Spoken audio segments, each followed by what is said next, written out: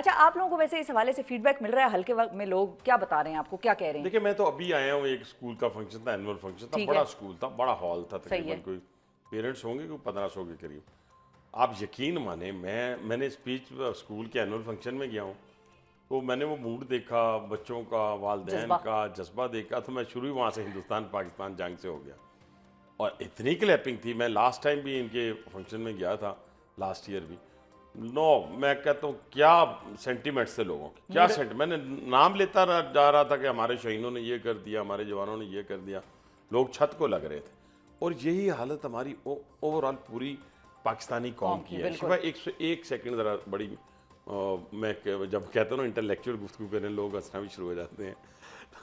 हकीकतन में इंटेलेक्चुअल गुफ्तगू करें, मैंने लास्ट जो असेंबली में की ना अपना स्पीच, उसमें भी मैंने किसी को कुछ नहीं कहा, मुल्क की बात की, लोगों की बात की। अभी मैं ये कहता हूँ, मैंने कहा thank you Modi, thank you Hindustan. अब लोग सारे परेशान हो गए, ये मोदी का और हिंदुस्तान का थैंक यू बोल रहा है। उसकी बुनियादी वजह, इसने पाकिस्तान पे अटैक किया, पूरी पाकिस्तानी कौम को इंटैक्ट कर दिया, पूरी पाकिस्तानी कौम को इकट्ठा कर दिया। ना कोई पख्तून रहा, ना पंजाबी रहा, ना बलोच रहा, ना सिंधी रहा, ना सराइकी रहा, ना कश्मीरी रहा, ना जीबी वाला रहा, और कौम जो है इकट्ठी हो गई और पॉलिटिकल पार्टी से इवन भी मैं beyond निकल गए। नेक्स्ट में वही कह, तमाम सियासी जमातें, हमारी अपोजिशन पार्टी जिसमें पीटीआई भी शामिल थी, तमाम रिलीजियस पार्टीज, कोई रहा नहीं जो अपनी फौज के पीछे खड़ा ना हुआ हो, अपने शाहीनों के पीछे खड़ा ना हुआ। यकीन माने अब भी जब मैं नाम ले रहा हूँ मेरे रोंगटे खड़े हो गए हैं कि कैसे हमारे शाहीनों ने हिस्ट्री रकम की है, तारीख रकम की है। लेकिन इसके साथ साथ आपको पता है कि मैं वो शख्स हूँ जो बटरिंग नहीं बल्कि मेरिट की बुनियाद के ऊपर, और जो उसका राइट बनता है, हक बनता है, वो मेरा लीडर हो, मेरा कोई दोस्त हो, फिर मैं उसको मार्क्स देता हूँ। जो स्पीच आर्मी चीफ की ओवरसीज़ के उसमें थी, फंक्शन में थी, कन्वेंशन में थी, आप यकीन माने उसका पूरे का पूरा प्रैक्टिकल मोदी के साथ, इस मोदी के साथ उन्होंने आजमाया है। सही है। और इतना कॉन्फिडेंट स्पीच थी अपना चीफ ऑफ आर्मी स्टाफ की, वो जज्बा ईमानी से सरशार थी। उस वक्त तो लोग देखे ना, ये कहते हैं बेखतर कूद पड़ा आतिशे नमरूद में इश्क। जब वो स्पीच कर रहे होंगे तो कई लोग शायद सामने बैठे हुए भी, मैं नहीं कहता, मैं शक नहीं करता किसी पे भी, तो सुनने वाला भी कहता होगा कि यार क्या बात कर रहे हैं, हिंदुस्तान बहुत बड़ी ताकत है, वो दुश्मन बड़ा है। खामख्याली तो यही भारत को खुद भी थी ना कि साइज खामख्याली तो भारत को भी मैं वही कह रहा हूँ। लेकिन उस पर फिर ये शेर आता है ना कि बेखतर कूद पड़ा आतिशे नमरूद में इश्क, अकल है महवे तमाशाए लबे बाम। ठीक है ना जी, वो कूदे और क्या हुआ देखें, एक जहाज के, जंगी जहाज के मुकाबले में हिंदुस्तान के पास सिर्फ 10 जहाज है, हमारे एक सिपाही के मुकाबले में 20 सिपाही हैं। आपको पता है इस बात का? ठीक है ना, साइज के हवाले से फिर दुनिया को बताता है। लेकिन उसको ये मालूम नहीं था, उसको ये था एक जिसे कहते हैं ना मकारी और फ्रेब की उससे चादर उड़ी हुई थी। उसने कहा जब पहलगाम का हुआ अटैक, तो मैंने एक लफ्ज़ इस्तेमाल किया कि पहलगाम बहाना है और जो हमारा इंडस ट्रीटी वाटर है वो निशाना है। ये मेरे अल्फाज, ये मैंने दिए थे अपने कौम को। यही वजह थी जब उसने कहा ठीक है जी हम तो ये कर गुजरेंगे, और जब उसने कहा कि जी 10 मिनट के अंदर अंदर पाकिस्तान पे उसने इल्ज़ाम लगा दिया, ब्लेम लगा दिया, तो दुनिया ने उसको नहीं माना। ऊपर से सोने पे सुहागा हमारा जो रिस्पांस था ना, वो बड़ा ज़बरदस्त था। वो कैसे, मैं अब आपको फैक्ट एंड फिगर के साथ बात करूँगा। ये नहीं कि पार्टी की बात करनी है, किसी की शख्सियत की बात करनी, मुल्क की बात करनी है और इज्तमाहियत की बात करनी है। नेशनल सिक्योरिटी का इजलास तलब कर लिया पहलगाम के बाद। उसने कहा ना जी कि हम आपका पानी बंद कर देंगे, हम मतलब कि ये जो सिंध तास, ये जो अपना इंडस ट्रीटी वाटर है, इसको हम ख़त्म कर देंगे, जिस पे इन्होंने 1960 में शादियाने बजाए थे जब ये एग्रीमेंट हुआ था। आपको पता है इस बात का? और वर्ल्ड बैंक इसका गारंटर है। जब इन्होंने ये कहा कि हम उस पहलगाम के वाक़े के बाद हम आपका पानी बंद कर देंगे, तो इजलास हुआ। इजलास में नेशनल सिक्योरिटी काउंसिल के अंदर तीनों चीफ आपको पता है बैठते हैं, वज़ीर आज़म उसकी क़यादत करते हैं। प्राइम मिनिस्टर ने जो इलामिया उस काउंसिल जारी हुआ वो बड़ा क्लास का था, वो पूरी कौम ने उसको एंजॉय किया, और वही मैसेज, स्ट्रॉन्ग मैसेज था प्राइम मिनिस्टर की तरफ से और चीफ ऑफ आर्मी स्टाफ की तरफ से। वो क्या था, उन्होंने कहा कि अगर आप हमारा पानी बंद करेंगे ना तो हम जंग करेंगे। ये नहीं कहा कि हम जंग का इंतजार करेंगे, हम आप समझे कि जंग है, और मैंने ये कहा था, ये भी मेरे अल्फाज हैं, मैंने कहा था आप हमारा पानी बंद करेंगे, हम आपका सांस बंद कर देंगे। जिसपे अच्छा। उन्होंने बड़ा शोर मचाया था कि रेल मंत्री ने ये कह दिया, रेल जी मंत्री जी, ने। मुझे याद आ गई, ठीक है ना? बिल्कुल बिल्कुल। वो बड़ा हाइप क्रिएट की, फिर इन्होंने कहा रेल मंत्री अपनी फैमिली के साथ लंदन चला गया। हाँ, तो ठीक है मंत्री ना? साहब, अच्छा अब मंत्री साहब ये बताएं कि भारत जो है वो ये बात अब कर रहा है कि पाकिस्तान के साथ जो एंगेजमेंट होगी या मुज़ाकरात होंगे, उस पे हमारे वजीर आजम साहब ने वैसे तो एक सजेशन ये भी दिया मैं है। छोटी सी गुजारिश, जी। जब उन्होंने कहा ना हम अटैक कर देंगे, और दूसरा जो सिक्सर था, दूसरा फिर आपका जो भी जी, सवाल जी। होगा, दूसरा सिक्सर ये था कि उन्होंने कहा पूरी दुनिया को कि हम इंडिपेंडेंट इन्वेस्टिगेशन के लिए तैयार हैं। दैट्स इट, खत्म बात। बस सारी दुनिया ने कहा भाई एक बंदा गया है कि हम पे इल्जाम लग रहा है तो मैं तैयार हूँ। उससे वो भाग गया, हिंदुस्तान भाग गया, तो इसके बाद हिंदुस्तान दुनिया के सामने एक्सपोज हो गया। बस अब बिल्कुल। आप बताएं क्या करें। हाँ, एक्सपोज हो गया, बिल्कुल सही है। उसके साथ इस दफा कोई भी चीज नहीं। अच्छा, क्यों नहीं रही? अच्छा, ये भी उसको शक था, सॉरी यकीन था कि जब मैं पाकिस्तान पे हमला करूंगा दुनिया मेरे साथ खड़ी हो जाएगी। ठीक है, लेकिन दुनिया पागल तो नहीं है। एक तो हम सलूट पेश करते हैं चाइना को, अजरबैजान को, टर्की को, जी, दिल की अथाह गहराइयों से सलूट, ठीक है ना, जिन्होंने अल ऐलान साबित पाकिस्तान उन्होंने के कर साथ खड़े हो गए। और हम खलीजी ममालिक को भी, उनका भी शुक्रिया, वो भी हमारे साथ खड़े रहे। लेकिन इन तीनों को मैं सलूट पेश करता हूँ, ठीक है। और दूसरी बात, दुनिया में जिन पे उनको एतमाद था, जिन पे हमें एतमाद था, वो तो हमारे साथ खड़े हुए। वो नहीं खड़े हुए ठीक है जिन ना, पे उनको एतमाद। वो एतमाद इसलिए नहीं खड़े हुए कि ये झूठा था। लोग हमारे साथ इसलिए खड़े हुए कि हम सच्चे थे। वो न्यूट्रल हो गए।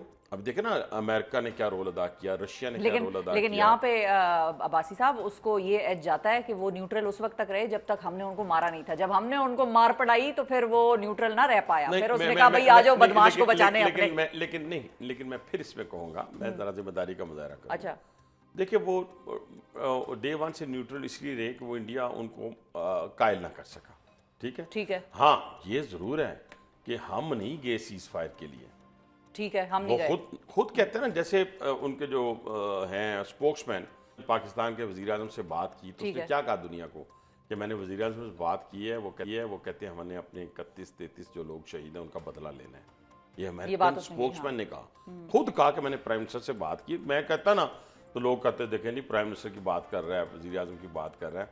वज़ीर आज़म ने, स्टेट्समैन ये होता है, उनका जी हम तो अपने 33 लोगों का बदला लेंगे। ठीक है, सीज फायर के लिए कब भागे मैं बताता हूँ। जब इन्होंने पहले मैं आपको बता दूं कि मैं दोस्त ममालिक का नाम नहीं लूँगा, पहले हिंदुस्तान ने उनको डाला। हमने कहा ठीक है, हम पुरअमन मुल्क है, ये कह दे कि हमने जो 33 लोग या 31 लोग हमारे शहीद हुए हैं, मुझसे मैंने गलती की है, मैं उस पर माफ़ी मांगता हूँ। तो हम जो हक रखते हैं हमले का, हम अच्छा, दोस्त ममालिक को यस डाला के जी पाकिस्तान से डाला। बात करो। इसी दौरान उसको डाला, इसी दौरान उन्होंने ड्रोन्स हमले कर दिए, मिसाइल हमले कर दिए। वो पीछे हट गए दोस्त ममालिक। ये 3 नहीं, कुछ और थे, मैं नाम नहीं लेता। ये 3 नहीं, ये 3 तो ये चाइना, अजरबैजान, तुर्की तो हमारे साथ खड़े थे ना।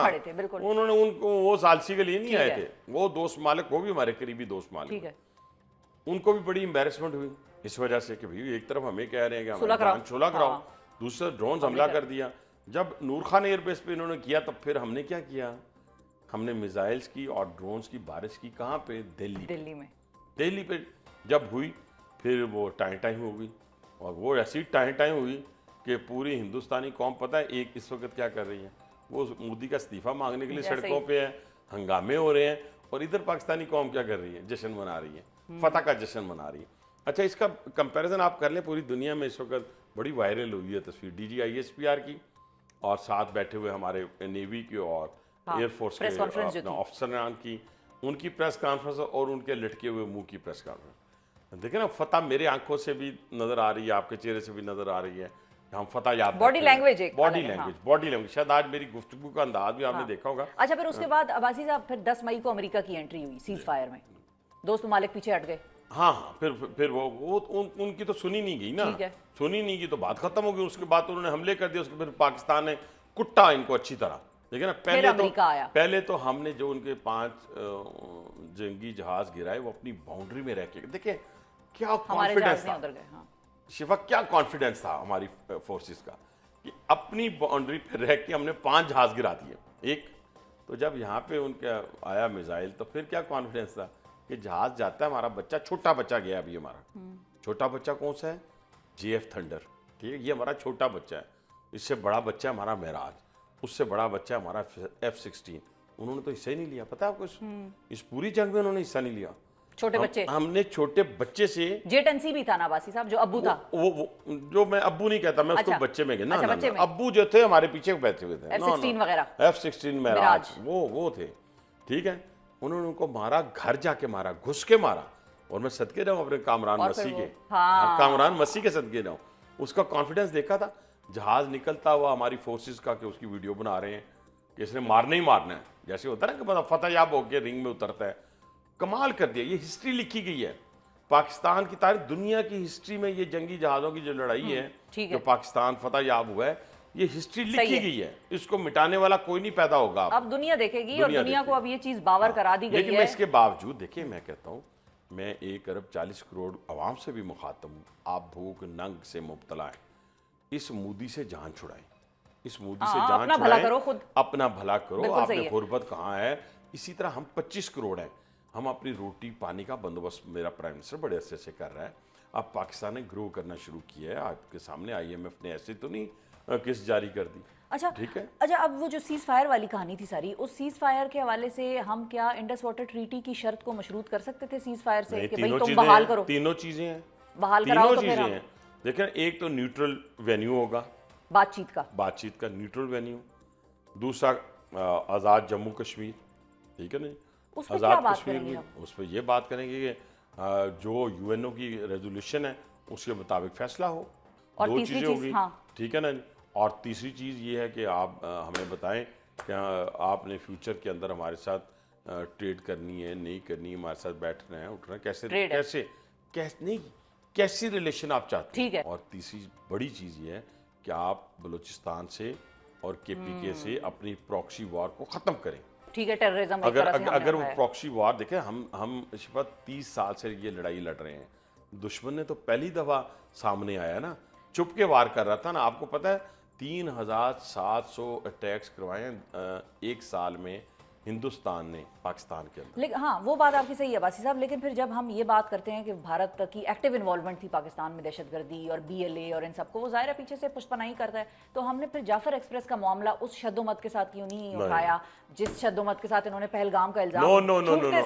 हमने तो सिर्फ इल्जाम नहीं लगाया ना, उन्होंने तो इल्जाम लगाया, हमने तो डोजियर दिया, जो कंसर्न जगह डोजियर दिया कि भाई हमने फिर ये देखिए, हमने 36 दहशतगर्दों मारने की वीडियो जारी की, हमने अपने 33 शहदा की जनाजे दिखाए आपको, हमने वो सेटेलाइट के ज़रिए जो कन्वर्सेशन हो रही थी इंडियन एजेंट के साथ अफगानिस्तान के अंदर, वो दुनिया को दिखाई, सुनाई, ठीक है ना। हमने तो एक डोजियर थोड़ी दी है उनके एविडेंस के, बहुत सारे दिए।